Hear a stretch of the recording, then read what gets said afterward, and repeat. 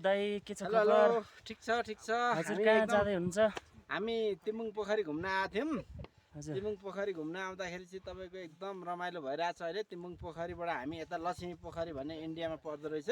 हजुर त्यो पोखरीको खोज तलासमा हिँड्ने क्रममा आज हामी बिना गाइड हिँडिरहेका छौँ। हजुर अनि र पनि हामीले लोकेसन ट्र्याक गरेर हामी चाहिँ अहिले लगभग लक्ष्मी पोखरीको छेउछेउमा पुग्न लागेका छौँ। तर लक्ष्मी पोखरी पुग्नुभन्दा अगाडि हामीले 7 देखि 8 वटा पोखरीहरू एकदम भीषण पोखरीहरू एकदम राम्रा पोखरीहरू चाहिँ भेट्यौँ हजुर होइन।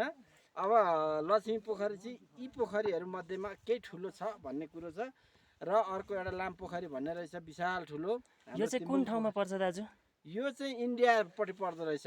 हस् हाम्रो तिमुङ पोखरी चाहिँ नेपालपट्टि पर्यो। हस् हस् होइन टिका सर बसेको भन्दै हुन्थ्यो, कहाँ जानु भएछ? यहाँ माथि भिडियो गरिराख्नु भएको छ हाम्रो टिका सर। ल टिका सर नमस्ते। हेलो हेलो नमस्ते नमस्ते।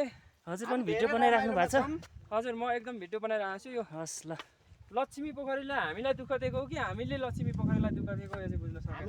हस् हस् दाइ ल ल सरहरू धन्यवाद।